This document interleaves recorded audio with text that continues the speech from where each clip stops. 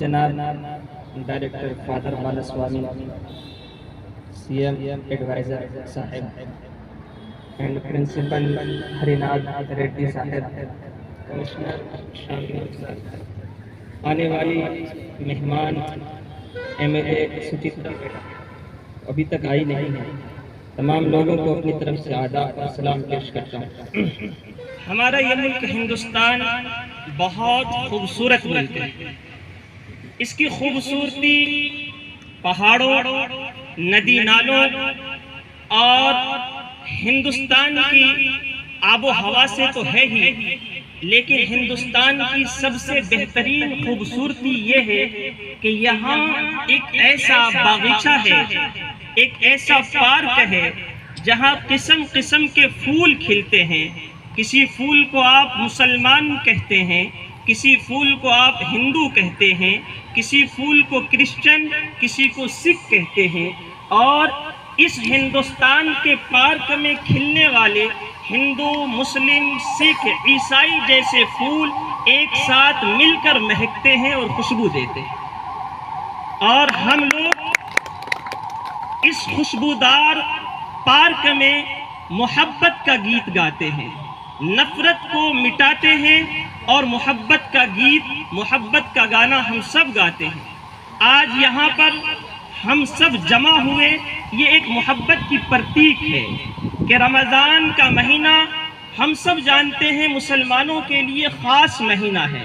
رمضان کا مہینہ مسلمانوں کے لیے عبادت کا مہینہ ہے، لیکن اس محبت کے ہندوستان میں اس بات کی بار بار گواہی دی جاتی ہے کہ رمضان کا مہینہ مسلمانوں کے لیے عبادت کا مہینہ ضرور ہے، لیکن اس رمضان کے روزوں میں ہم سب شریک ہوں گے۔ اس وجہ سے آپ لوگوں نے افطار پارٹی کروایا اور تمام ریلیجن کے ساتھیوں کو یہاں پر بلایا۔ یہ ہندوستان کی خوبصورتی ہے۔ اچھا، یہ خوبصورتی کیوں نہ ہو کہ ہم لوگ ہندو بعد میں ہیں، مسلمان بعد میں ہیں، سکھ عیسائی بعد میں ہیں، ہم سب پہلے انسان ہیں۔ ہم سب کیا ہیں؟ سب سے پہلے انسان ہیں۔ اسی انسانیت کے طور پر ہم سب ایک ساتھ ہمیشہ جٹے اور جمے رہتے ہیں۔ ہمارے بڑوں نے، ہمارے بزرگوں نے آج سے 100 سال پہلے بھی پوری دنیا کو یہ بات بتائی تھی، جب انگریز ہمارے ہندوستان میں آئے اور ہندوستان کے ہر رہنے والے باشندے کو انہوں نے پریشان کیا، اور انگریز ہندوستان پر اپنا گورنمنٹ بنایا، اپنی حکومت جمایا، اس وقت بھی ہمارے بزرگوں اور بڑوں نے مل کر پوری دنیا کو بتایا کہ ہندوستان میں رہنے والے کوئی ایک ریلیجن کے لوگ نہیں، ہر ایک ریلیجن کے لوگ ہر ایک ریلیجن کی جو ہے عزت کرتے ہیں، احترام کرتے ہیں۔ لہذا ہم سب ایک دوسرے سے محبت کا ہمیشہ اسی طرح سے پاٹ پڑھاتے رہیں، پڑھتے رہیں۔ ہمارے اسکولوں کے اندر، ہمارے کالجوں کے اندر تعلیم، ایجوکیشن جو دی جاتی ہے وہ محبت کے ساتھ دی جاتی ہے۔ ہمارے بچوں کو پہلے محبت پڑھایا جاتا ہے، پہلے محبت سکھایا جاتا ہے۔ اللہ کرے ہم سب اسی طرح ہمیشہ محبت کے ساتھ جٹے اور جمے رہیں۔ دوسری بات یہ ہے، سر یہ رمضان جو ہے، رمضان عربی ورڈ ہے، اس کا اردو ترجمہ یہ ہے جلانا، کسی چیز کو جلانا، مٹانا۔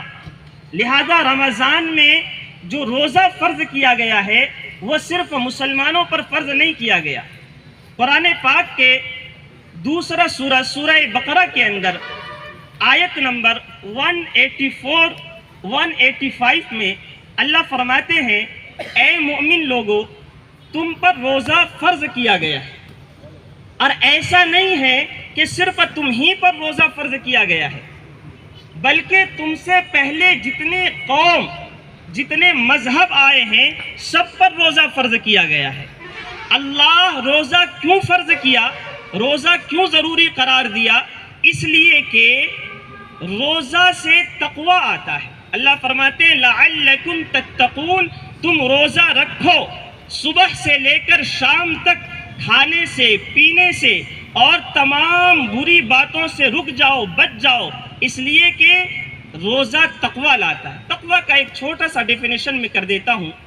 تقوی کا ڈیفینیشن یہ ہے کہ ایک آدمی بیمار ہوا، فیور آیا، انہوں ڈاکٹر کے پاس گئے اور ڈاکٹر نے اس کو کچھ میڈیسین دیا اور کہا کہ تمہیں یہ چیزیں نہیں کھانی ہے اور اس میڈیسین کو اس ٹائم پر لینا ہے، ان چیزوں کو نہیں کھانا ہے اور میڈیسین کو اس ٹائم پر لینا ہے۔ اب جنہوں بیمار تھے وہ گھر آ کے ڈاکٹر کیسا بولے کہ انہوں ایسا ہی کرے تو بیماری ختم ہو جاتی، انہوں پھر سے فٹ ہو جاتے، ٹھیک ہو جاتے، ٹائم پر میڈیسین لیتے، جن چیزوں سے ڈاکٹر نے منع کیا اس سے رک جاتے تو انہوں کیا ہو جاتے، بالکل فٹ فاٹ ہو جاتے۔ تقوی کا ڈیفینیشن یہی ہے کہ ایشور اللہ نے جن چیزوں کو کرنے کے لیے کہا ہے ان کو کرنا ہے اور جن چیزوں کو کرنے سے منع کیا ہے، روکا ہے، ان کو نہیں کرنا ہے۔ اسی کو تقوی اور اسی کو پرہیزگاری کہتے ہیں۔ اور اسلام کے اندر سب سے عظیم چیز تقوی ہے، سب سے بڑی چیز کیا ہے؟ تقوی ہے۔ اچھا، صرف اسلام ہی نہیں بلکہ ہر ایک ریلیجن کے اندر بہت ساری چیزوں سے بچنے کے لیے کہا گیا ہے۔ مثلا یہ روزہ ہے، ہمارے جو حضرت عیسیٰ مسیح موعود علیہ السلام کو ماننے والے لوگ ہیں، ان کے ہاں 40 دن کا روزہ ہے، جس میں سے کچھ ساتھی 4 دن کچھ 2 دن رکھتے ہیں، ورنہ حضرت عیسیٰ مسیح موعود علیہ السلام پر 40 دن، ہمارے تو 30 دن ہیں۔ ہمارے ہندو بھائی ہیں، انہوں بھی روزہ رکھتے ہیں، سکھ ہیں انہوں بھی روزہ رکھتے ہیں، سب پر بس کچھ ڈیفرنٹ ہے، کچھ فرق ہے، ورنہ ہر ایک پر روزہ ہے۔ اور روزہ ایسا نہیں ہے کہ اللہ نے ہم پر فرض کیا ہے تو صرف ہمارے لیے مرنے کے بعد کا فائدہ ہے، نہیں، روزہ رکھنے سے روحانی اور جسمانی دونوں فائدے ہیں۔ امریکہ کے بہت بڑا یونیورسٹی ہے کیلیفورنیا، وہاں کے سائنٹسٹوں نے روزے پر ریسرچ کیا، تحقیق کی اور ایک کتاب بھی لکھی ہے، سائنس اینڈ قرآن۔ انگریزی میں یہ کتاب اویلیبل ہے، آپ لوگ پڑھ سکتے ہیں۔ سائنس اینڈ قرآن کے اندر لکھا ہے کہ روزہ، سائنسدانوں نے لکھا ہے کہ روزہ جسم کے لیے بہت زیادہ فائدہ مند ہے۔ آپ 11 مہینے خوب کھاتے ہیں، صبح لنچ کرتے ہیں، پھر وہ صبح کیا کہتے ہیں ٹفن کرتے ہیں، پھر لنچ، پھر ایوننگ ٹفن، پھر جو ہے کہ ڈنر، کھا کے ہمارا کولیسٹرول بڑھ جاتا ہے اور سارا خون کا جو زور ہوتا ہے بلڈ کا وہ پیٹ پر چلا جاتا ہے، سوچنے سمجھنے کی ہمیں طاقت نہیں رہتی۔ جب 1 مہینہ روزہ رکھتے ہیں تو روزہ کا جسم کا سب سے بڑا فائدہ یہ ہے، کولیسٹرول کو، چربی کو کم کر دیتا ہے، ختم کر دیتا ہے۔ اور چین کے ایک سائنٹسٹ ہیں جن کو 2016 میں بہت بڑا ایوارڈ بھی دیا گیا اسی چیز پر، انہوں نے بتایا کہ میں کینسر کی بیماری کا دوا لے کر آیا ہوں۔ تو پوچھا گیا کینسر کی بیماری کی دوا کیا ہے؟ فرمایا فاسٹنگ۔ کینسر کی بیماری کی دوا کیا ہے؟ فاسٹنگ۔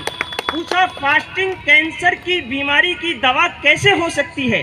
تو انہوں نے بتایا ہمارے پیٹ میں کیٹانوز ہوتے ہیں جو ہمارے خون کو، ہمارے کھانا جو ہم کھاتے ہیں اس کو ہضم بھی کرتا ہے، اور جب خوب کھاتے ہیں تو وہ کیٹانوز کو کھانا ہضم کرنے کی طاقت نہیں رہتی، جس کی وجہ سے جسم کے اندر قسم قسم کی بیماریاں پیدا ہوتی ہیں۔